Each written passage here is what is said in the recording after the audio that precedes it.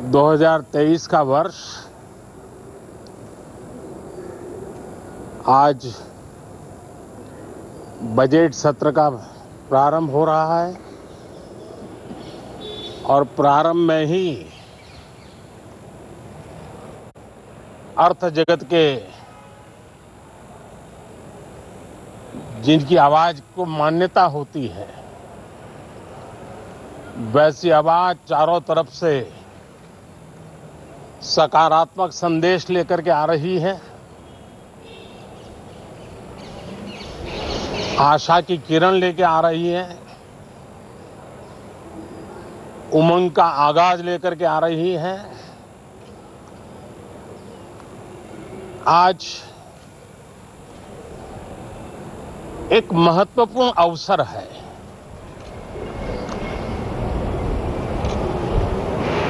भारत के वर्तमान राष्ट्रपति जी की आज पहली ही संयुक्त सदन को वो संबोधित करने जा रही है।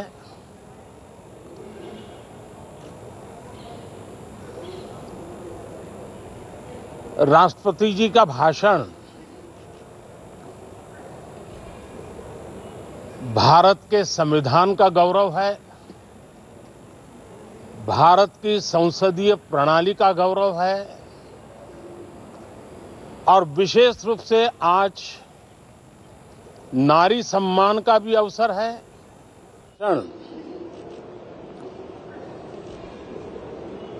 भारत के संविधान का गौरव है, भारत की संसदीय प्रणाली का गौरव है और विशेष रूप से आज नारी सम्मान का भी अवसर है और दूर सुदूर जंगलों में जीवन बसर करने वाले हमारे देश के महान आदिवासी परंपरा के सम्मान का भी अवसर है। न सिर्फ सांसदों को लेकिन आज पूरे देश के लिए गौरव का पल है कि भारत के वर्तमान राष्ट्रपति जी का आज पहला उद्बोधन हो रहा है और हमारे संसदीय कार्य में गत 6-7 दशक से जो परंपराएं विकसित हुई हैं उन परंपराओं में देखा गया है कि अगर कोई भी नया सांसद जब पहली बार सदन में बोलने के लिए खड़ा होता है तो किसी भी दल का क्यों न हो, जो पहली बार बोलता है तो पूरा सदन उनको सम्मानित करता है, उनका आत्मविश्वास बढ़े उस प्रकार से एक सानुकूल वातावरण तैयार करता है। एक उज्जवल और उत्तम परंपरा है। आज राष्ट्रपति जी का उद्बोधन भी पहला उद्बोधन है। सभी सांसदों की तरफ से उमंग, उत्साह और ऊर्जा से भरा हुआ आज का ये पल हो, ये हम सबका दायित्व है। मुझे विश्वास है हम सभी सांसद इस कसौटी पर खरे उतरेंगे। हमारी देश की वित्त मंत्री भी महिला हैं। वे कल और एक बजट लेकर के देश के सामने आ रही है। आज के वैश्विक परिस्थिति में भारत के बजट के तरफ न सिर्फ भारत का लेकिन पूरे विश्व का ध्यान है। डावाडोल विश्व की आर्थिक परिस्थिति में